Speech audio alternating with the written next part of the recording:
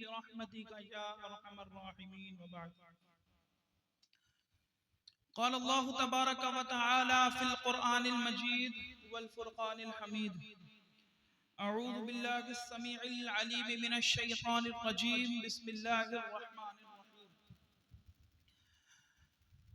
يا أيها الذين آمنوا اتقوا الله وكونوا مع الصادقين. صدق الله ومولانا العظيم، وصدق رسوله النبي الأمين المتين المبين المعين الكريم، ونحن على ذلك لمن الشاهدين والشاكرين والحمد لله رب العالمين.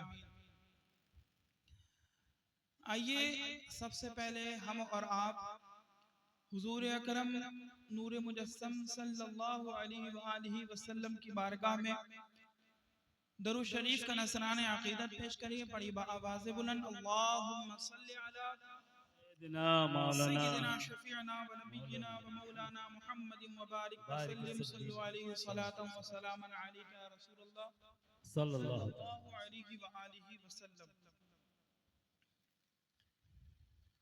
حضرت عبد الرحمن جامی،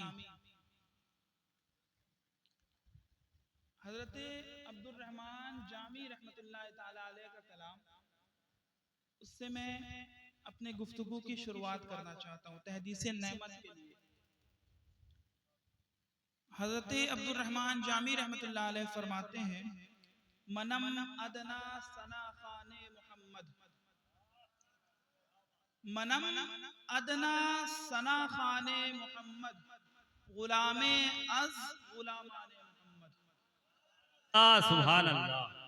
کہ میں حضرت حضور اقدس صلی اللہ تعالی علیہ وآلہ وسلم کے در کا ادنا غلام ہوں.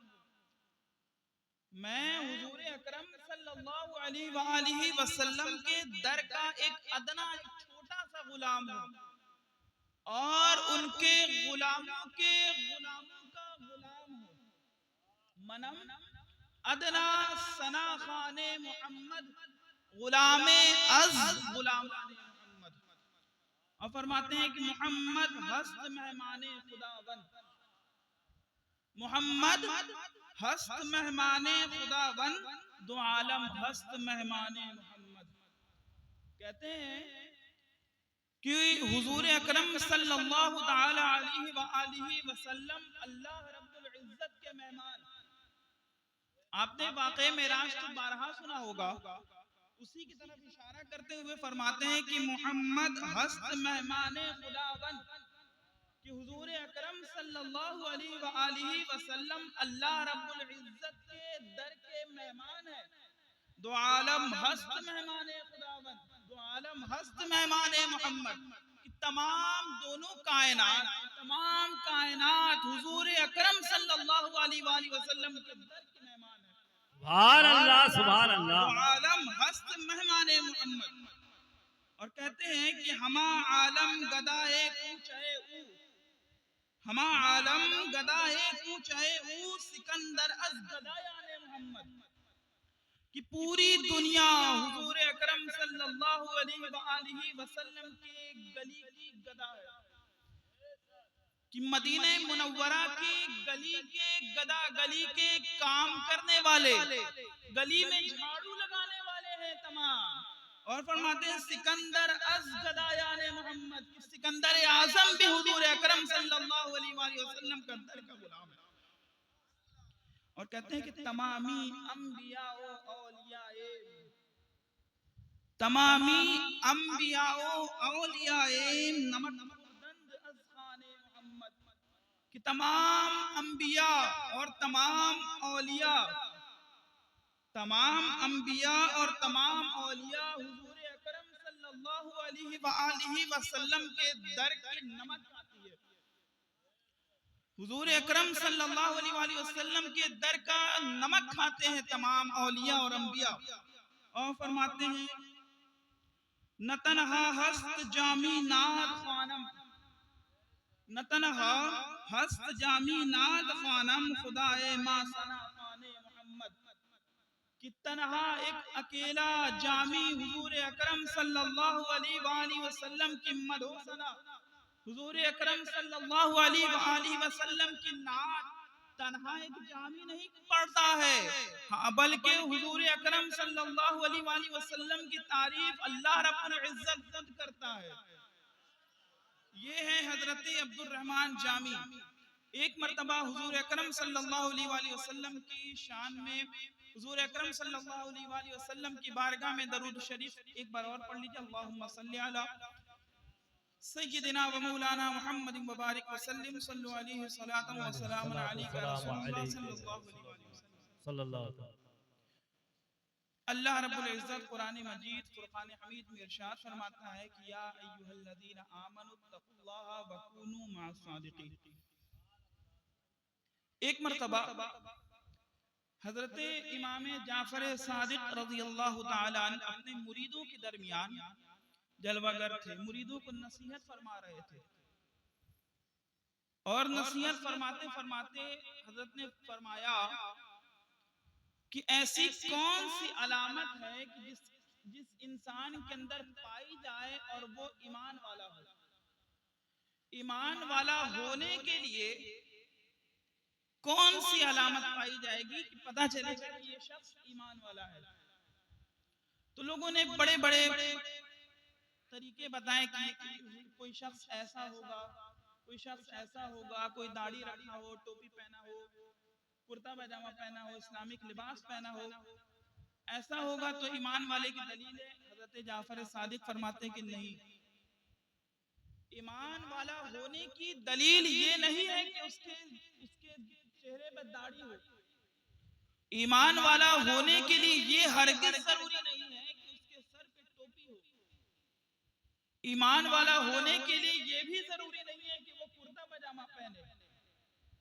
اگر کوئی شخص یہ کہتا ہو، مرزا قادیانی کو کوئی شخص معاذ اللہ نبی مانتا ہو اور وہ کرتا پاجامہ بھی پہنے، ٹوپی بھی پہنے، داڑھی بھی رکھے، تو ہم کیا اس کو ایمان والا کہیں گے؟ ہرگز نہیں کہیں گے۔ کیوں؟ کیونکہ حضور اکرم صلی اللہ علیہ وآلہ وسلم کو آخری نبی وہ نہیں جانتا ہے۔ تو اس سے کیا پتا چلا کہ ایمان کی دلیل یہ بھی نہیں ہے کہ کوئی شخص اسلامک لباس پہنے۔ تو پھر کیا دلیل ہے؟ ایسی کون سی علامت ہے، ایسی کون سی چیز ہے کہ جو انسان کے اندر پائی جائے اور انسان اس سے ایمان والا ہو جائے؟ تو لوگوں نے عرض کیا کہ دین تو آپ کے گھر سے آیا ہے، دین تو آپ کے نانا لے کر آئے تھے، دین تو آپ کے گھر سے ہمیں ملا ہے اور دلیل بھی آپ دیں گے۔ تو امام جعفر صادق رضی اللہ تعالیٰ عنہ فرماتے ہیں کہ سب سے پکا ایمان والا ہونے کی دلیل یہ ہے کہ جب اللہ رب العزت قرآن مجید میں فرمائے یا ایھا الذین آمنو، جب اللہ رب العزت قرآن مجید میں فرمائے یا ایھا الذین آمنو اور تمہارے کان سننے کے لیے کھڑے ہو جائے، تمہارا کان متوجہ ہو جائے، تم اس آیت کی طرف، اس لفظ کی طرف متوجہ ہو جاؤ، تم اس لفظ کی طرف سننے لگو غور سے کہ اب جو آگے بات آنے والی ہے یہ مجھ سے مخاطب کیا گیا ہے، میں اس کا مخاطب ہوں۔ اللہ رب العزت یہ مجھ سے بات کرنا چاہتا ہے۔ جب یا ایھا الذین آمنو سنو، تب تمہارا کان کھڑا ہو جائے سننے کے لیے، تو سمجھ جانا کہ یہ ایمان کی سب سے بڑی دلیل ہے۔ سبحان اللہ، یہ ایمان کی سب سے بڑی اور سب سے مدلل دلیل ہے۔ اب اس کے آگے کوئی دلیل نہیں ہے کہ یا ایھا الذین آمنو کہا جائے، جب یا ایھا الذین آمنو ایمان کہے، جب یا ایھا الذین آمنو کوئی آپ کو پکارے اور آپ متوجہ ہو جائیں، تو سمجھ لیجئے گا کہ یہ ایمان کی اصل دلیل ہے۔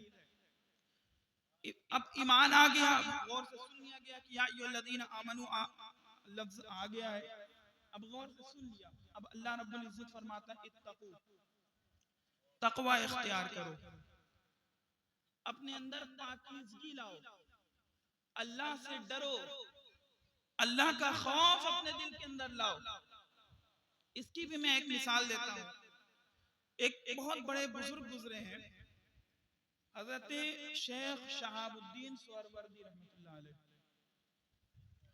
ان کے ایک بہت خاص مرید حضرت شیخ بہاؤالدین زکریا ملتانی رحمۃ اللہ علیہ۔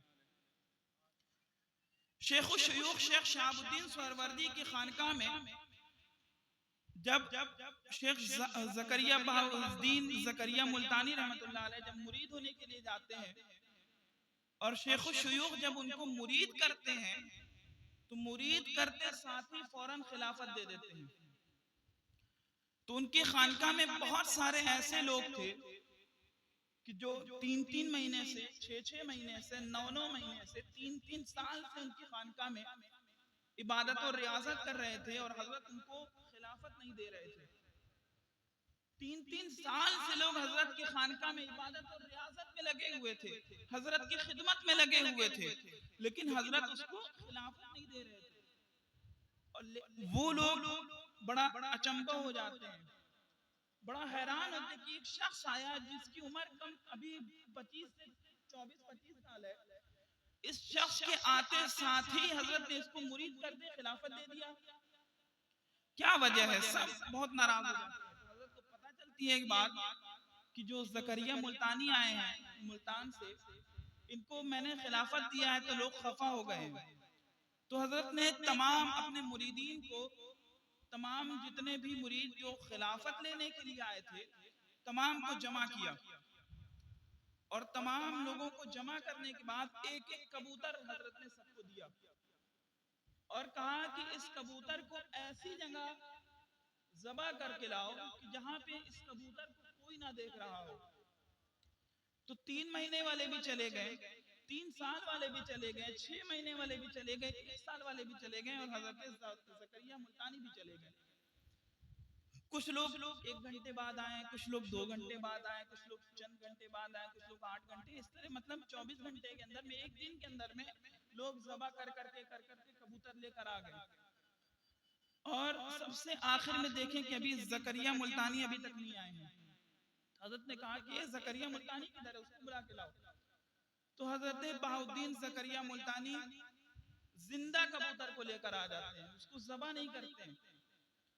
تو لوگ تو بڑا ہنسی ہنستے ہیں, بڑی شیطانی ہنسی ہنستے ہیں, اور لوگ بڑا ہنستے ہیں حضرت پر کہ کیسا ان کو خلافت دے دیا کہ آپ کی ایک بات پہ اس نے عمل نہیں کیا. آپ نے کہا تھا کہ اس کو ذبح کر کے لاؤ, اور یہ 1 دن گزار دیا ہے, اس نے اس کو ذبح تک نہیں کیا.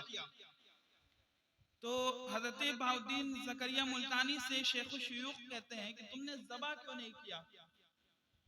تو زکریا ملتانی رحمۃ اللہ علیہ فرماتے ہیں کہ میں نے اس وجہ سے ذبح نہیں کیا کہ آپ نے کہا تھا کہ اس کو ایسی جگہ ذبح کرنا کہ جہاں پہ اس کو کوئی بھی نہ دیکھ رہا ہو, اس کو ایسی جگہ ذبح کرنا کہ جہاں پہ اس کو کوئی نہ دیکھ رہا ہو. تو میں روئے زمین میں کوئی ایسی جگہ نہیں ہے کہ جس جگہ پر اللہ رب العزت مجھے نہ دیکھ رہا ہو. روئے زمین میں کوئی ایسی جگہ نہیں ہے کہ جہاں اللہ رب العزت مجھے نہ دیکھ رہا ہو. یہ ہے اتقو. اللہ رب العزت فرماتا ہے یا ایھا الذین آمنوا, اے ایمان والو تقوی اختیار کرو, تقوی اختیار کرو. یہ ہے تقوی کہ جب اللہ رب العزت کا دل میں حیا پیدا کرو, اس طرح حیا پیدا کرو, اس طرح اللہ رب العزت سے ڈرو, کہ اس طرح ڈرو کہ ہر وقت یہ سوچو کہ اللہ رب العزت مجھے دیکھ رہا ہے, اللہ رب العزت کی نظر مجھ پر ہے. اب ایمان والا ہو گیا, ایمان کی پکی دلیل رکھنے والا ہو گیا, اللہ سے ڈرنے والا ہو گیا. اب بات تو یہی ختم ہو جانی چاہیے تھی. اب کیا ضرورت پڑائی کہ بار بار غازی پور لوگ جاتے ہیں, کیا ضرورت پڑائی کہ بار بار لوگ اپنے پیر کے یہاں جاتے ہیں, کیا ضرورت پڑائی کہ لوگ اب بیعت بھی کرتے ہیں, کیا ضرورت پڑائی کہ اب کسی پیر کا دامن تھاما جائے. اب سب سے بڑی دلیل تو یہ ایمان والا ہو گیا. اصل تو یہ ایمان والا ہو گیا, اللہ سے ڈرنے والا ہو گیا. بات تو ختم ہو جانی چاہیے تھی, لیکن اللہ رب العزت نے یہاں بات ختم نہیں کی. اللہ رب العزت نے فرمایا یا ایھا الذین آمنوا اتقوا اللہ وکونوا مع الصادقین. سبحان اللہ. تقوی اختیار کرو اور تقوی اختیار کرنے والوں کے ساتھ ہو جاؤ. کونوا مع الصادقین, سچوں کے ساتھ ہو جاؤ. اللہ رب العزت نے فرمایا کونوا مع الصادقین کہ تم ایمان والے ہوگے، تم تقوی اختیار کرنے والے ہوگے، لیکن تقوی اختیار کرنے کے لیے کسی تقوی والے کا ہاتھ تو تھامو، کسی تقوی والے کا دامن تو پکڑو، کسی تقوی والے کا ساتھ تو پکڑو۔ اللہ رب العزت فرماتا ہے وَإِن لَّمْ تَبْكُوا فَتَبَاكُوا، نہ رو سکو تو رونے جیسا منہ تو بناؤ، اور رونے جیسا منہ بنانے کے لیے سب سے پہلے ضروری ہے کسی رونے والے کا دامن تھامنا، کسی رونے والے کا ہاتھ پکڑنا۔ سبحان اللہ سبحان اللہ۔ اور ایک بات اور غور کرنے کی ضرورت ہے، اللہ رب العزت نے یہ نہیں فرمایا کونوا مع الصادق، کسی سچے کا دامن تھامو، یہ نہیں فرمایا۔ اللہ رب العزت نے یہ نہیں کہا کہ کسی سچے کا دامن تھامو، اللہ رب العزت نے فرمایا کسی سچوں کا دامن تھامو۔ کسی ایک کا دامن نہیں تھامنا ہے، کسی ایک ایسے کا دامن نہیں تھامنا ہے کہ جس کے ہاتھ میں کسی کا دامن نہ ہو۔ اللہ رب العزت یہ یہاں پہ بات تمام کر دیتا کونوا مع الصادق کہہ کے کہ تم ایمان والے بھی ہو گئے، تم تقوی اختیار کرنے والے بھی ہو گئے، اب تم ایک سچے کا ہاتھ تھام لو، ایک سچے کا دامن تھام لو۔ اللہ رب العزت نے یہ اللہ رب العزت فرماتا کونوا مع الصادقین، یہاں جمع کا صیغہ ہے کہ تم سچوں کا دامن تھامو۔ اب سچوں کے دامن سے کیا ہوگا کہ ہم نے اپنا ہاتھ اپنے پیر کے ہاتھ میں دیا، ایک سچا، یہاں واحد آیا ہم نے اپنا ہاتھ اپنے پیر کے ہاتھ میں دیا، ایک سچا۔ یہاں قرآن کی آیت مکمل نہیں ہوئی ابھی، قرآن کیا کہہ رہا ہے کہ جمع، یعنی کہ سچوں کا ہاتھ تھاما، یعنی ایک سچے کا نہیں، یعنی کہ ایسے کا ہاتھ تھامو کہ جس کا ہاتھ اس کے پیر میں ہو، جس کا ہاتھ اس کے پیر میں ہو، یعنی کہ ہم اپنے شیخ کا دامن تھامے، ہم کسی ایسے پیر کا دامن تھامے، اس کا ہاتھ اس کے پیر میں ہو، اس کا ہاتھ اس کے پیر میں ہو، اس کا ہاتھ اس کے پیر میں ہو، اس کے پیر کا ہاتھ اس کے پیر میں ہو، یہاں تک چلتے چلتے چلتے چلتے یہ سلسلہ حضرت مولا کائنات مولا علی تک جاتا ہو، اور مولا علی سے حضور اکرم تک جاتا ہو، اور حضور اکرم کا وہ ہاتھ ہے کہ اللہ رب العزت اس ہاتھ کو ید اللہ فوق ایدیہم فرماتا ہے کہ تم سچوں کا دامن تھامو، ایک سچے کا دامن تھام کے، ایک اچھے پیر کا دامن تھام کے تم رک مت جانا، بلکہ اس پیر کو تلاش کرنا کہ جس پیر کا دامن اپنے پیر کے ہاتھ میں ہو، اس پیر کو تلاش کرنا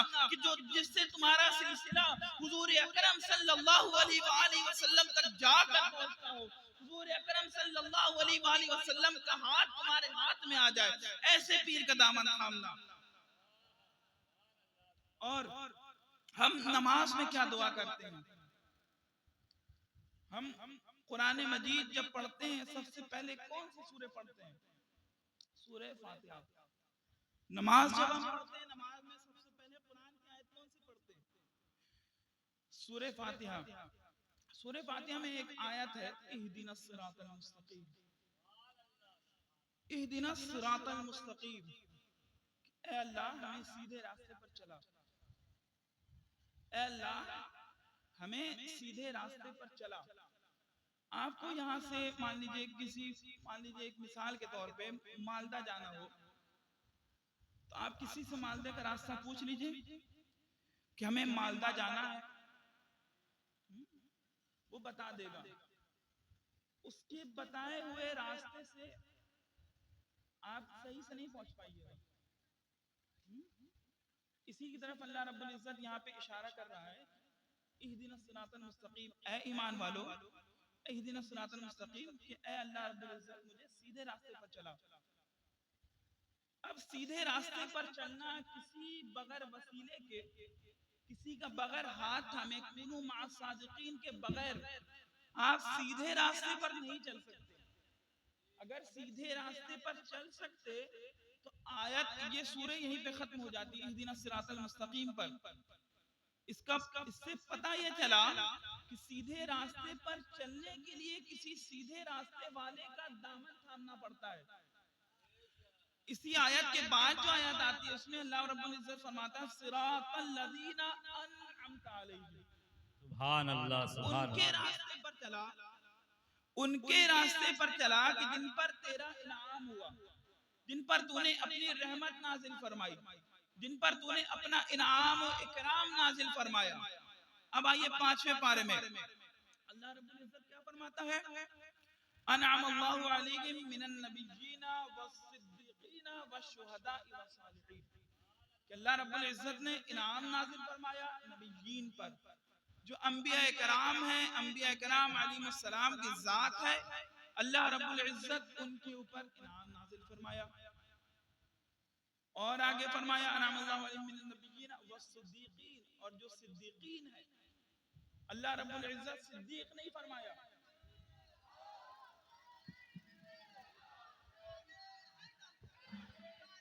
نعرہ تکبیر، نعرہ تکبیر، نعرہ رسالت، نعرہ رسالت، خاندان فصیح، خاندان فصیح، محمد ابوالوفا فصیح کا دامن، محمد ابوالوفا فصیح کا دامن، نعرہ تکبیر، نعرہ رسالت۔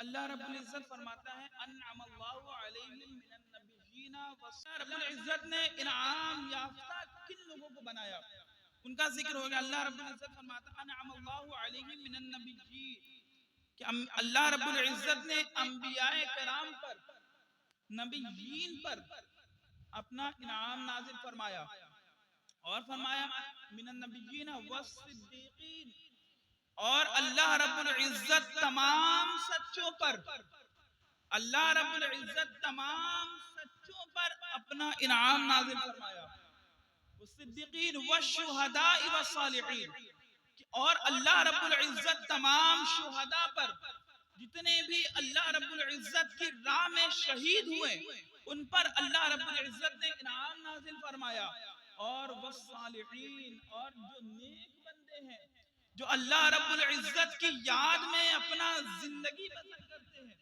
اللہ رب العزت کے لیے اپنا دن بسر کرتے ہیں، اللہ رب العزت کی یاد میں اپنی راتیں بسر کرتے ہیں، اللہ رب العزت کی یاد میں اپنے ہر ایک سانس کو اللہ رب العزت کی یاد میں اللہ رب العزت کے لیے وقف کر دیے، ان پر اللہ رب العزت انعام فرماتا ہے۔ تو اب اس آیت کا مطلب کیا ہوا کہ اے اللہ ہمیں سیدھے راستے پر چلا، اور ان کے راستے پر چلا جن پر تیرا انعام ہوا۔ انعام کن پر ہوا؟ انبیاء کرام علیہ السلام پر انعام ہوا، اور انعام کن پر ہوا؟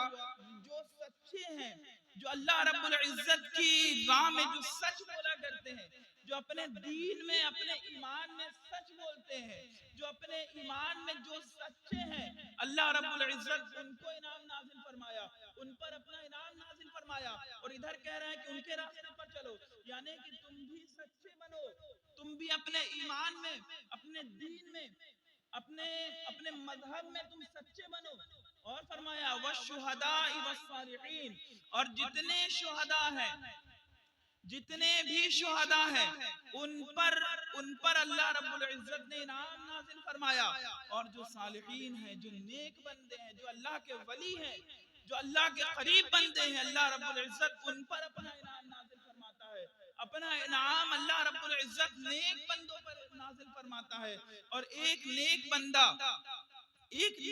کی میں آپ کو بات بتاتا ہوں، ایک نیک بندے کی میں آپ کو بات بتاتا ہوں کہ ہم اور آپ الحمدللہ ایک بزرگ سے وابستہ ہیں، ایک نیک بندے سے، ایک سچے سے، ایک صادق سے، ایک صالح سے ہم وابستہ ہیں. یعنی کہ اس آیت میں جو دو لوگوں کا ذکر آیا ہے، صادقین اور صالحین، جو سچے ہیں ان پر اور جو نیک ہیں ان پر. ایک ولی اللہ رب العزت کے ایسے ہیں جن سے ہم اور آپ وابستہ ہیں کہ حضرت مولانا شاہ محمد فصیح غازی پوری رحمت اللہ علیہ، جو نیک بھی ہیں اور جو سچے بھی ہیں. جو نیک بھی ہیں اور جو سچے بھی ہیں، ان کی سچائی کا عالم یہ کہ جب خانہ کعبہ میں جب وہ حج کرنے کے لیے جاتے ہیں، ان کی سچائی اور ان کے نیک ہونے کی وجہ سے امام کے لیے سب سے پہلی شرط یہ ہے کہ وہ نیک ہو، وہ سچا ہو، وہ پرہیزگار ہو، وہ متقی ہو، وہ اللہ رب العزت سے ڈرنے والا ہو، وہ اللہ رب العزت کا تقوی اس کے اندر ہو، اللہ رب العزت کا حیا اپنے اندر پیدا کرنے والا ہو. تو حضور اکرم صلی اللہ علیہ وآلہ وسلم خانہ کعبہ کے امام کے خواب میں، جو امام کعبہ تھے، ان کے خواب میں اللہ رب العزت کے رسول حضور اکرم صلی اللہ علیہ وآلہ وسلم تشریف لاتے ہیں اور فرماتے ہیں کہ ایک شخص جو غازی پور کی سرزمین سے حج کرنے کے لیے آیا ہے، جو نیک بھی ہے اور جو سچا بھی ہے، جو نیک بھی ہے اور سچا بھی ہے، وہ خانہ کعبہ حج کے لیے آیا ہے. اس سے کہنا کہ وہ کل فجر کی نماز پڑھائے گا. سبحان اللہ سبحان اللہ. کہ وہ کل فجر کی نماز پڑھائے گا. اور امام کعبہ نے کہا، عرض کیا یا رسول اللہ، ابھی یہ حج کے ایام چل رہے ہیں، اس میں بھیڑ بہت زیادہ ہے، تو میں اس شخص کو پہچانوں گا کیسے؟ میں اس شخص کو جو غازی پور کی سرزمین سے آیا ہے، جو آپ نام بتا رہے ہیں جس کا محمد فصیح، میں اس کو پہچانوں گا کیسے اس شخص کو؟ تو اللہ کے رسول حضور اکرم صلی اللہ علیہ وآلہ وسلم ارشاد فرماتے ہیں کہ اس کا جو قد ہوگا وہ بہت اونچا ہوگا، اس کی لمبائی بہت ہوگی، اور اس کا ہاتھ جو ہوگا وہ گھٹنے کے نیچے ہوگا. یہ اس کی دو پہچان بتائی اللہ رب العزت کے رسول حضور اکرم صلی اللہ علیہ وآلہ وسلم نے. اور جب فجر کی نماز کا وقت ہوا، جب امام کعبہ جب مصلی پر تشریف لاتے ہیں، تو حضور کی بات یاد آ جاتی ہے کہ حضور نے ایسا ایسا فرمایا تھا کہ کل فجر کی نماز اس کو کہنا پڑھانے کے لیے. وہ جب پیچھے مڑتے ہیں تو دیکھتے ہیں ملتے ہی نہیں. اور جب غور سے دیکھا تو بہت پیچھے حضرت کھڑے تھے. کون کھڑے تھے؟ سچے کھڑے تھے.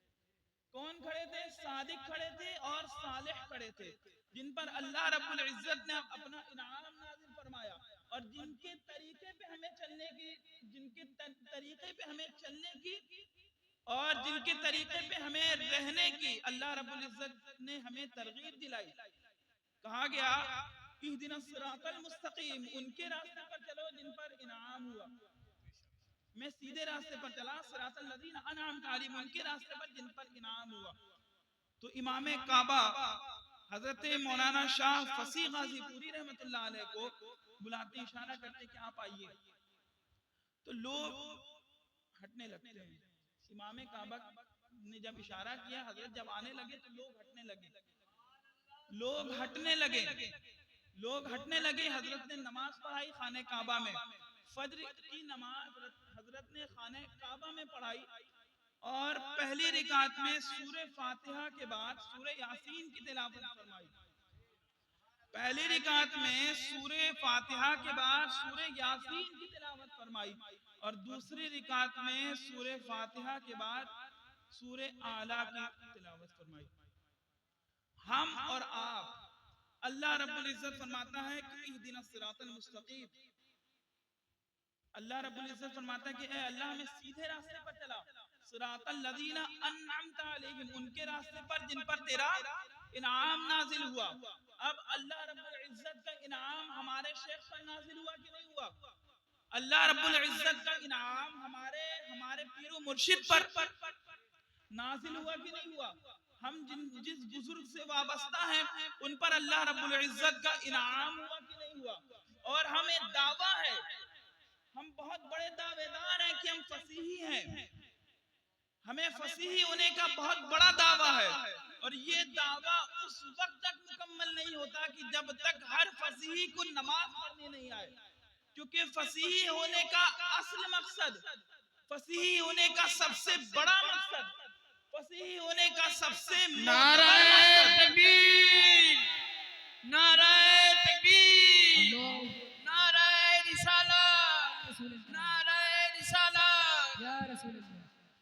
فصیح ہونے کا سب سے بڑا مقصد، سب سے اصل مقصد جو ہے وہ نماز ہے، کہ حضرت مولانا شاہ محمد فصیح غازی پوری رحمت اللہ علیہ کو دنیا نماز کی وجہ سے جانتی ہے، دنیا ان کو نماز کی وجہ سے جانتی ہے، اور دنیا ان کو نماز کی وجہ سے پہچانتی ہے، اور ان کے چاہنے والے، ان کے مریدین، ان سے متصل جو ہے، ان کے متوسلین کو نماز پڑھنی نہیں آئے، نماز کا طریقہ نہیں آئے، نماز کے واجبات نہیں آئے، نماز کے فرائض نہیں آئے، نماز کی شرائط نہیں آئے، تو یہ کتنی بڑی بے شرمی کی بات ہے۔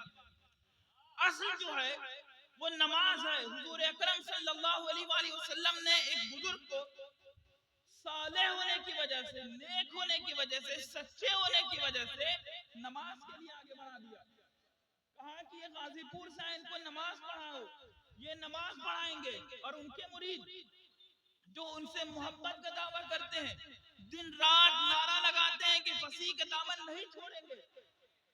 جس فصیح کا دامن نماز کی وجہ سے ان کا دامن ہمارے ہاتھ میں آیا، ان کا دامن نماز کی وجہ سے ہمارے ہاتھ میں آیا، اور ہم نماز کو چھوڑ دیتے ہیں۔ سب سے اصل ہے فصیح ہونے کا اصل مقصد جو ہے، فصیح ہونے کا جو اصل منبع ہے وہ نماز ہے۔ تو عزیزان گرامی وقار، آپ نماز کا دامن کبھی نہ چھوڑیے گا، نماز پڑھیے گا، آپ کی نماز پڑھنے کی وجہ سے لوگ آپ کو فصیح جانیں گے۔ آپ نماز پڑھیے گا اور آپ کی نماز پڑھنے کی وجہ سے آپ کو لوگ فصیح جانیں گے۔ اور ایک آخری بات تحدیث نعمت کے لیے، کہ ہم الحمدللہ بزرگان دین سے وابستہ ہیں، بزرگان دین کی ہم تعریف کیا کرتے ہیں۔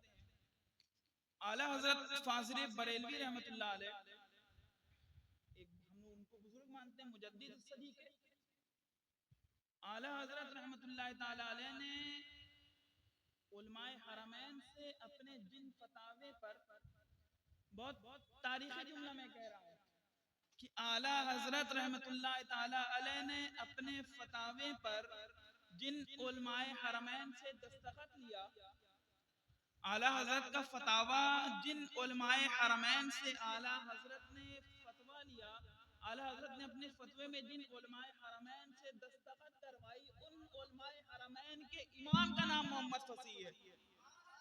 اعلیٰ حضرت رحمت اللہ تعالی علیہ نے، اعلیٰ حضرت رحمت اللہ تعالی علیہ نے جن علماء حرمین سے اپنے فتاوے میں دستخط لیا، ان علماء حرمین کے امام کا نام محمد فصیح ہے۔